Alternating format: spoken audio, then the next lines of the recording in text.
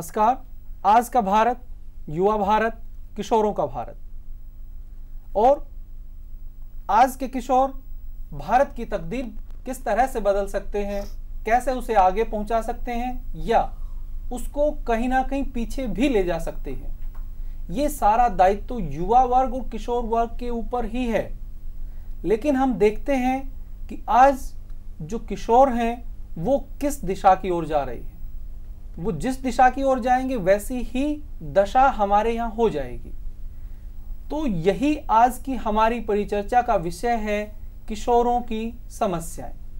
कि किशोर के सामने कैसी कैसी समस्याएं आती हैं, इस विषय में परिचर्चा करने के लिए मेरे साथ हैं श्री मुकेश जी, नमस्कार। श्रीमती पांडे, नमस्कार। श्रीमती अनीता सिंह, नमस्कार। श्री केसी शुक्ल, श्री मिथिलेश झा, नमस्कार।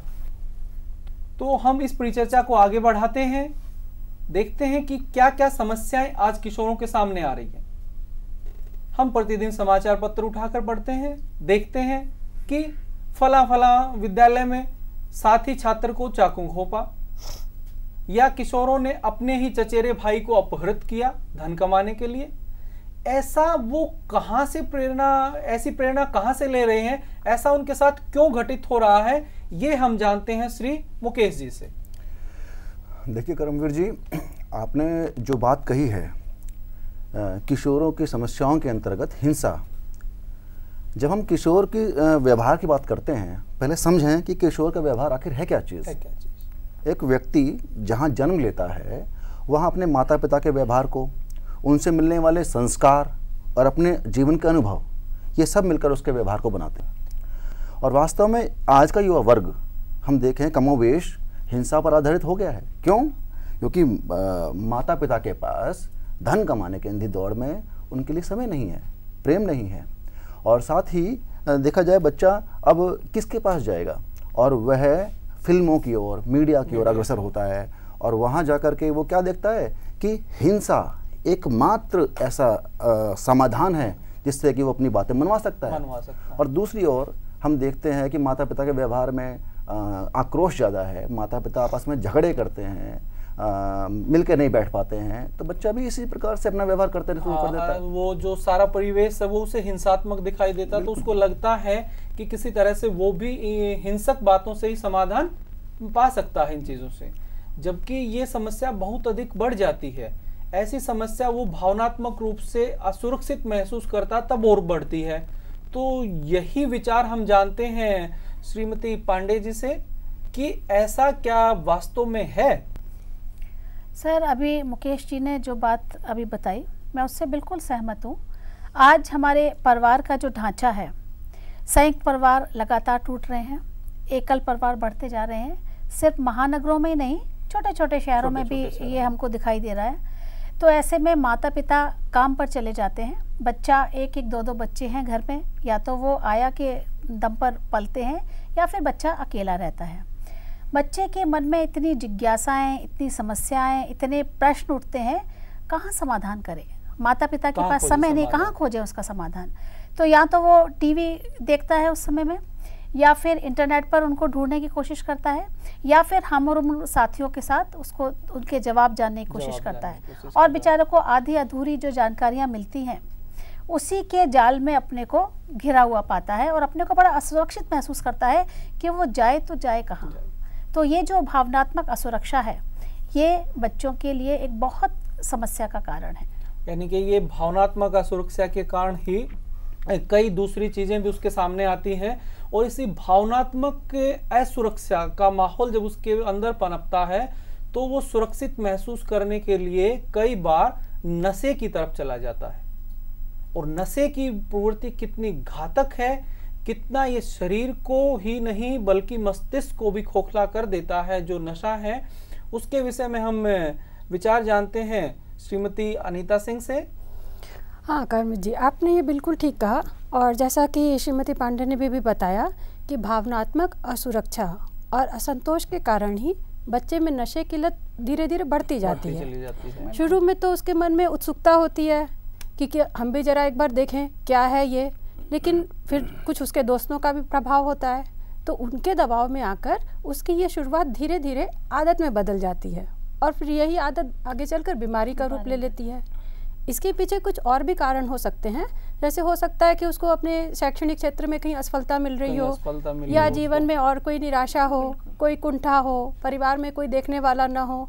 अब अपने अकेलेपन से बचने के लिए धीरे धीरे वो तरह तरह के नशे का शिकार होता जाता है। उनका समाधान यानी कि सभी समस्याओं का समाधान उसे एक ही चीज दिखाई देती कि नशा, जबकि नशा किसी समस्या का समाधान नहीं है, बल्कि सभी समस्याओं की जड़ है। जी। और ये नशा जो कई बार करते हैं विद्यार्थी या जो किशोर वर्ग है, वो जो समूह का दबाव है, पीयर प्रेशर जिसे हम कहते हैं, वो उसके कारण करते हैं। तो समूह का दबाव क्या इतना बड़ा कारण हो जाता है कि वो नशे जैसी बीमारी में फंस के रह जाए, नशे की लत उनको लग जाए? यही जानते हैं हम श्री केसी शुक्ल जी से। जी, दरअसल में किशोरावस्था जीवन की सबसे कठिन तनाव तूफान की अवस्था है, और इस स्थिति में उस किशोर वय को सहारे की आवश्यकता होती है जानकारी के लिए।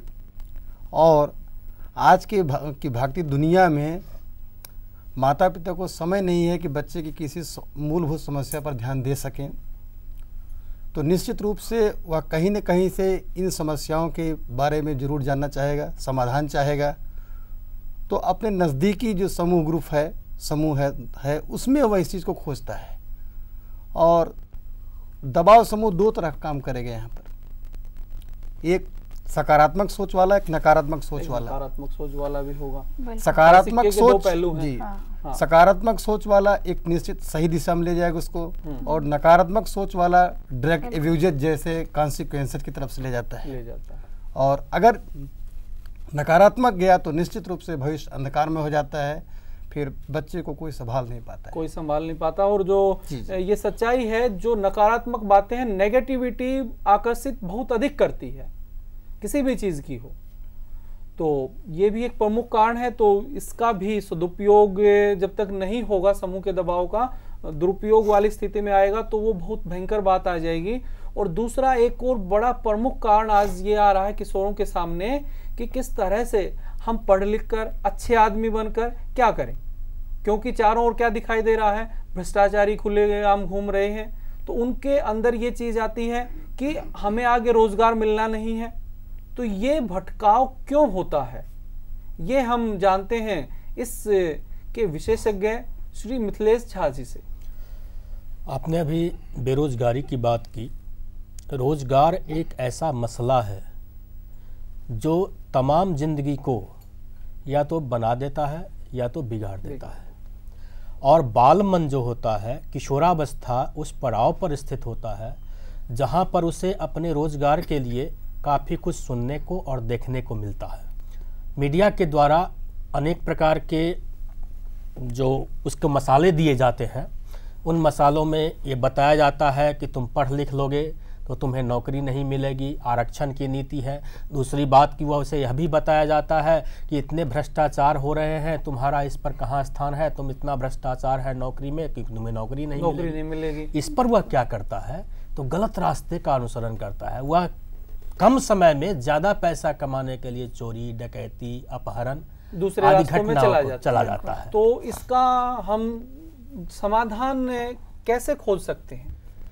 इसके समाधान के लिए हमें देखिए, बच्चे जो होते हैं वो एक कच्चे घड़े के समान होते हैं। हाँ।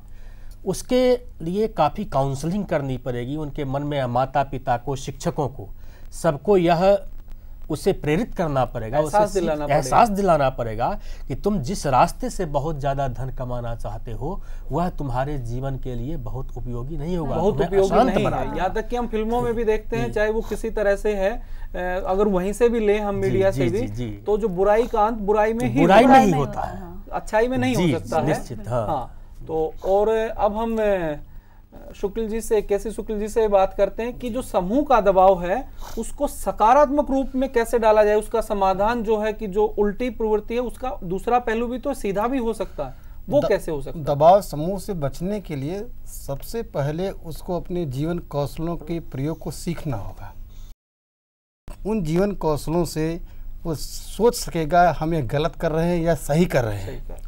जब वो ऐसा सोचेगा निश्चित रूप से वह अच्छे कार्यों में व्यस्त होगा, माता पिता की सलाह से व्यस्त होगा वह अच्छे अच्छे कार्यों में, तो निश्चित रूप से नकारात्मक ऊर्जा का विकास नहीं हो सकेगा। यानी कि सकारात्मक ऊर्जा जितनी अधिक भर देंगे, नकारात्मक ऊर्जा के लिए जगह ही नहीं बचेगी, नेगेटिविटी अपने आप चली जाएगी। हम बात करते हैं अभी आगे और मैडम से कि नशे की प्रवृत्ति से कैसे छुटकारा पाया जा सकता है। हाँ, देखिए कारण तो मुख्य रूप से यही है कि किशोर में जो निराशा है, तो पहले तो अभिभावकों को, बड़ों को ध्यान रखना चाहिए कि उनकी निराशा का कारण क्या है, या उनके ऊपर ध्यान रखना चाहिए कि वो अकेलेपन में कहीं इस तरह की आदत का शिकार तो नहीं हो रहे हैं। दोस्तों के प्रभाव में उनकी संगति कैसी है, इन सब से कभी कभी ना बच्चे अपनी शान दिखाने के लिए भी दोस्तों के बीच में थोड़ा अपने को शेखी बघाड़ने के लिए, हाँ मैं बड़ा हो रहा हूँ, ये सब दिखाने के लिए भी नशा करना शुरू कर देते हैं। तो हमें उनके ऊपर ध्यान रखना चाहिए कि वो किसी ऐसी बुरी आदत का शिकार तो नहीं हो रहा है।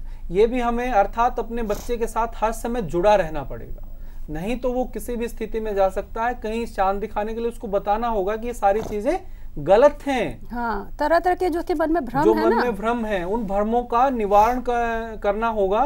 और वो निवारण हो सकता है सबसे अधिक परिवार के साथ जुड़कर। और इसी में आगे हमें बता रही हैं श्रीमती पांडे जी कि किस तरह से वो इन समस्याओं का समाधान खोज सकता है परिवार के साथ। परिवार बहुत महत्वपूर्ण भूमिका अदा करता है बच्चे के व्यक्तित्व को बनाने में। तो जैसा कि मैंने आपको पहले ही बताया कि माँ बाप बच्चे को ये ना लगे कि मैं उपेक्षित हूँ घर के अंदर। घर का वातावरण, घर में माहौल, जैसे माता पिता खुद अपने बुजुर्ग की इज्जत करें, एक स्नेह का, प्यार का वातावरण घर में रहे, एक दूसरे के लिए सहृदयता रहे, परोपकार की भावना, इस तरह की भावना बच्चों के अंदर बचपन से डेवलप करें और बच्चों को परिवार के लिए एक आकर्षण हो, बच्चे का मन हो कि वो घर लौट कर आए। यानी कि ऐसा होना चाहिए कि किस तरह से परिवार में बच्चा खुद को सुरक्षित महसूस करे, उसे ये ना लगे कि घर जाऊंगा तो कोई मेरी देखभाल करने वाला नहीं है। जो वातावरण बाहर का उसे आकर्षित करता है तो उसको ये लगना चाहिए नहीं, बाहर का नहीं, मुझे मेरा परिवार ही इस स्थिति से निकाल सकता, उबार सकता है। और फिर वो बहुत सी चीजों से उसको छुटकारा मिल जाएगा। और अब हम इसी में आगे जो बहुत बड़ी समस्या है उसका समाधान जानते हैं श्री मुकेश जी से कि इसका समाधान कैसे हो सकता है। देखिए करमवीर जी, अभी पांडे मैडम ने बताया जो कि अपनात्व का विकास, लेकिन ये कैसे हो सकता है। बात असली मुद्दा है कि अब कैसे हम बच्चे को इस दिशा में डालें। जानते सभी हैं, और मैं आपसे कहना चाहता हूँ कि आज जो बच्चा कर रहा है, युवा है, वो कल हमारी पीढ़ी युवा थी। तो हमारी पिछली पीढ़ी ने जो व्यवहार किया वो हम बने, वो हमारे व्यवहार में दिखाई दे रहा है। अब हम जो व्यवहार कर रहे हैं वो अगली पीढ़ी बनेगी। तो बड़ी बात यह है कि आज के माता पिता बच्चे के संग अपनत्व का व्यवहार करें ताकि बच्चे में अपनत्व का विकास हो। यदि माता पिता सहानुभूति और सामाजिकता का व्यवहार करेंगे, बाहर परोपकार करेंगे, तो बच्चा अपने आप सीखेगा। जैसे आप देखें कि यदि माता पिता बच्चे के दादा दादी के पाँव छुएंगे तो बच्चे को कहने की जरूरत नहीं है, बच्चा अपने आप सीख जाएगा। अर्थात कहने का भाव ये है मुकेश जी का कि किस तरह से सबसे पहले हमें खुद को बदलना होगा। जब तक हम खुद को नहीं बदलेंगे और ये सोचते रहें कि नहीं बच्चा अपने आप सीख जाए, बच्चा कहीं बाहर से नहीं सीखता है। इस पूरी परिचर्चा से यही एक निष्कर्ष निकल के सामने आता है। डालना चाहूंगा बीच में कि जो माता पिता बच्चे के साथ मारपीट का व्यवहार करते हैं, बच्चे ने माता पिता की बात नहीं मानी, बच्चे ने माता पिता ने तुरंत गुस्सा होना, मारना शुरू कर दिया। तो जो ये हिंसा का जो शुरुआत है माता पिता से शुरू होती है। तो विद्यालय में अध्यापक और घर में माता पिता बच्चे को पूरा व्यक्तित्व के रूप में लें। बच्चा पूरा व्यक्तित्व है, उसको सम्मान दें ताकि बच्चा अपने माता पिता को सम्मान दे, अपने सहपाठी का सम्मान दे, और पूरे समाज को सबके प्रति सम्मान की भावना आए। उसका किसी का इस तरह से विरोध का एक ही तरीका ना हो विरोध जताने का कि हिंसा ही तरीका हो सकता है, ये ना सोचे। इस तरह की जो विचारधारा है ये हमें खुद से, उसके विद्यालय से, समाज से देनी होगी। क्योंकि हम सुरक्षित होंगे, हमारे बच्चे सुरक्षित होंगे, हमारा देश सुरक्षित होगा, तभी हम आगे बढ़ सकते हैं। तो इस परिचर्चा में भाग लेने के लिए आप सभी का धन्यवाद। और अब हम यहीं विदा लेते हैं। सभी को नमस्कार।